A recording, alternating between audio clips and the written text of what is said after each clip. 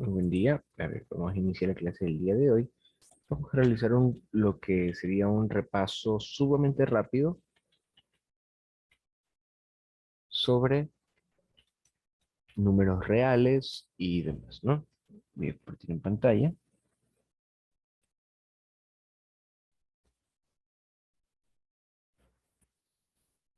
Ya.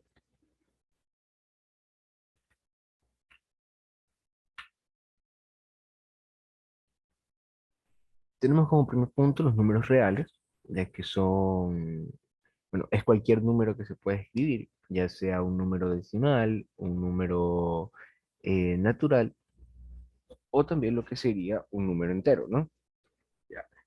¿Cuál es la diferencia entre estos? La diferencia entre estos es que no siempre tienen un valor completamente establecido, ¿no? Otro de los números reales son los números los cuales nosotros representamos gráficamente, como son en este caso pi, alfa, beta, teta, etcétera. ¿Ya? El conjunto de los números naturales son los números que se utilizan usualmente para contar.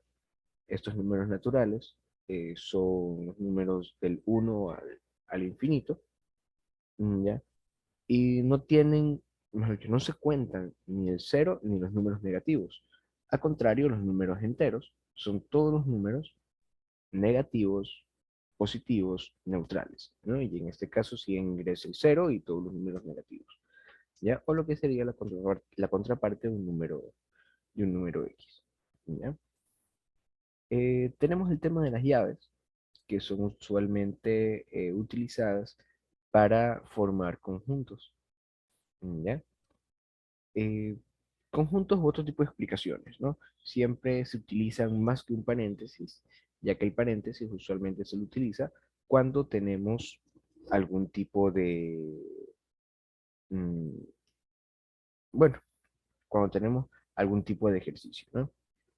Dentro de esto tenemos los números racionales que pertenecen a la familia de los números naturales, perdón, que pertenecen a la familia de los números reales, ¿ya?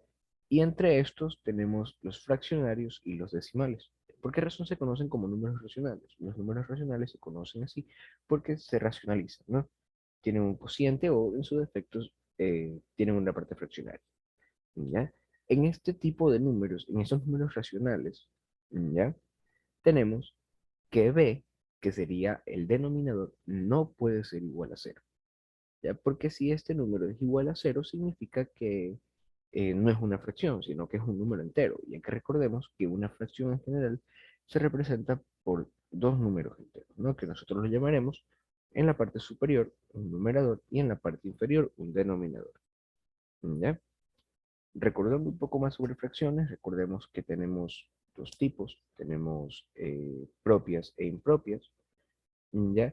Y dentro de estos también está la representación gráfica y todos los ejercicios adyacentes que ya hemos analizado con anterioridad.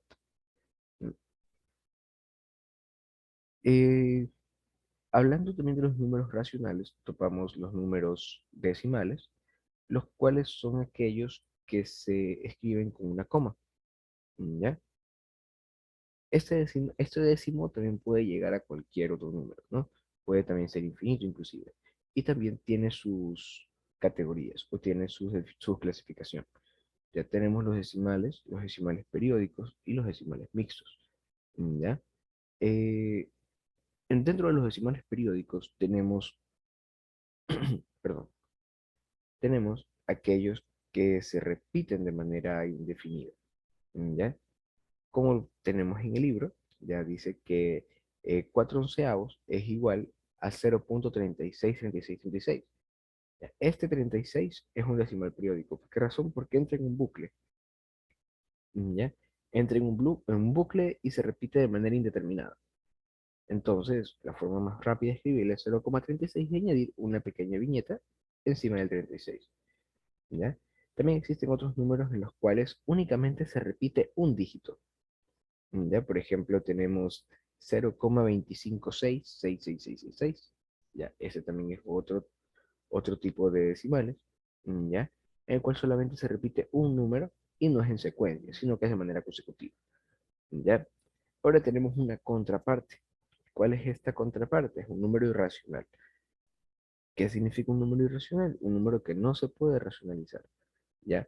Que en efecto son decimales, porque tienen una secuencia decimal, tienen un punto decimal, pero en este caso no tiene ningún tipo de ciclo o bucle que se vaya a repetir, ¿ya?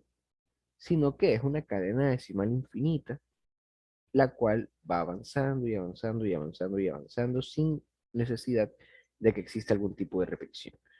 Un ejemplo como esto que tenemos aquí en el libro es la raíz cuadrada de 3 y el número pi, ¿ya?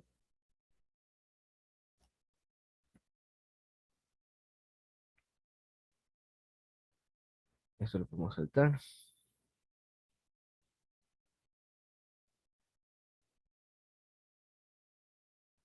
Mm,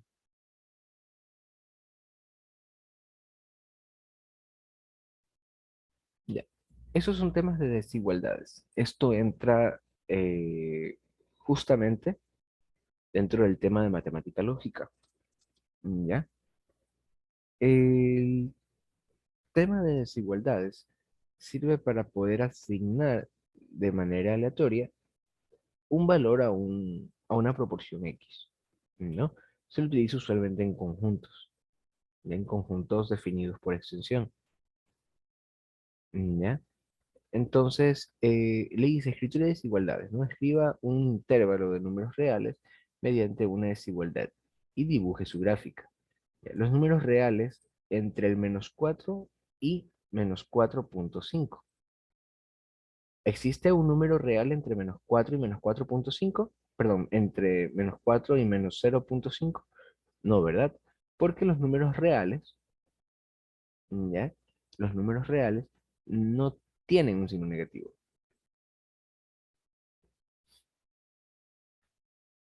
Bueno, a ver, sigamos.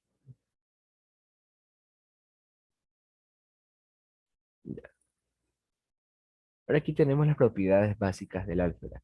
¿Qué quiere decir estas propiedades básicas del álgebra? Quiere decir básicamente que es una suma, que es una resta, qué hacer bajo cierto tipo de situaciones, etcétera, ¿no? Junto a eso tenemos propiedades conmutativas, que quiere decir básicamente que el orden de los factores no va a alterar el producto, ¿ya? Si yo tengo 1 más 3, yo sé que es igual a 4. Y si tengo 3 más 1, va a ser igual a 4. En el caso de una multiplicación, yo sé que si tengo 2 por 6 perdón, bueno, si 2 por 6 es igual a 12, y también sé que si tengo 6 por 2 va igualmente a ser igual a 12, ¿ya? La propiedad asociativa es más bien un método que se utiliza para poder realizar de manera más simplista una operación, ¿ya? Ejemplo, si yo le pongo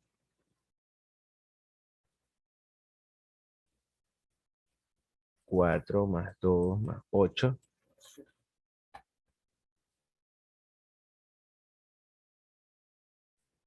perdón, más 8 más 10 más 5 por 2, ¿ya? Yo puedo hacer toda la suma y luego multiplicar el valor sin ningún problema, pero ¿qué es lo que pasa si yo hago esto?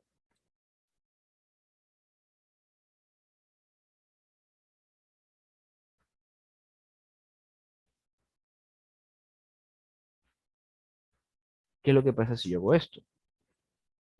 Ya, yo tengo aquí que es 6, tengo aquí que es 18 y tengo aquí que es 5,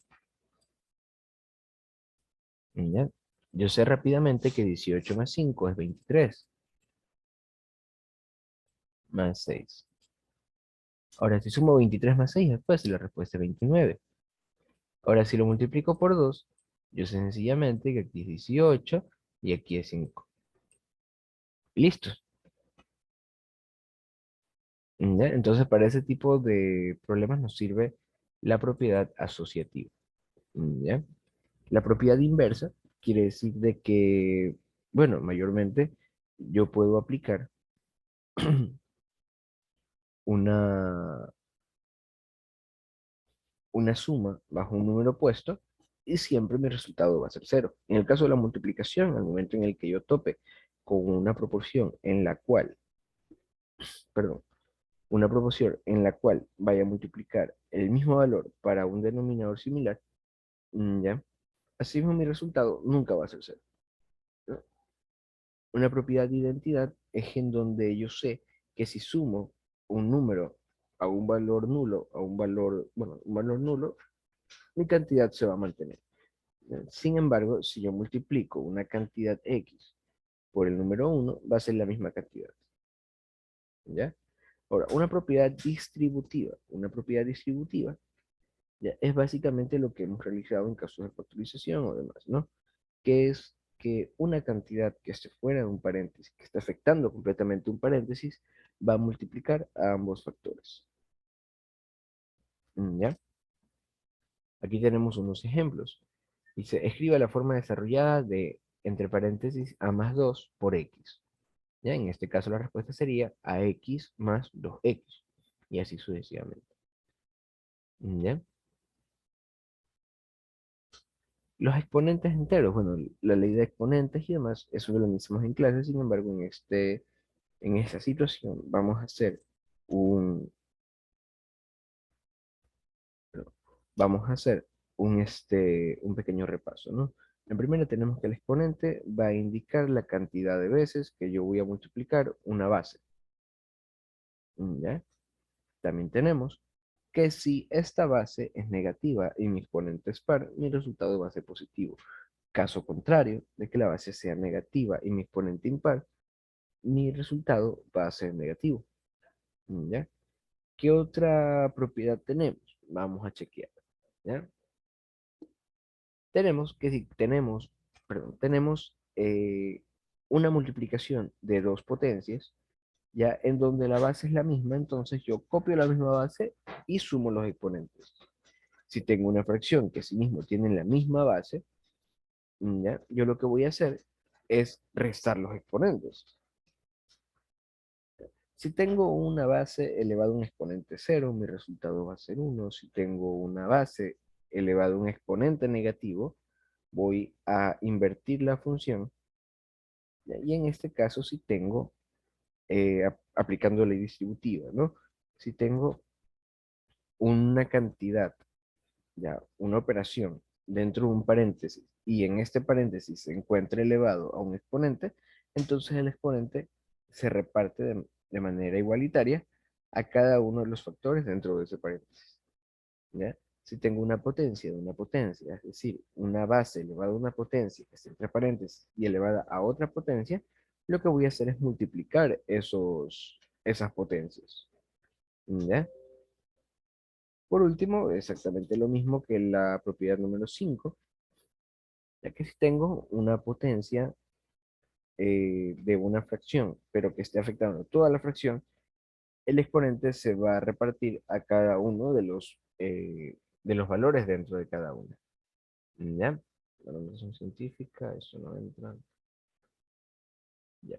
Y bueno, básicamente en torno a lo que es análisis previo de un precálculo, ya sería solamente eso. Eso nos va a servir para abrir paso a lo que sería el tema de física ya en el siguiente parcial. ¿Ya? Por el momento la clase de hoy finaliza allí. La tarea va a ser el cuestionario que va a ser subido en el transcurso del día de hoy. ¿Ya? Y el libro que se está utilizando para las clases también va a ser compartido, ¿sí? Cualquier duda, por favor, me escribe por internet. ¿De acuerdo? Ya la existencia ya lo ubiqué. Ok, maestro.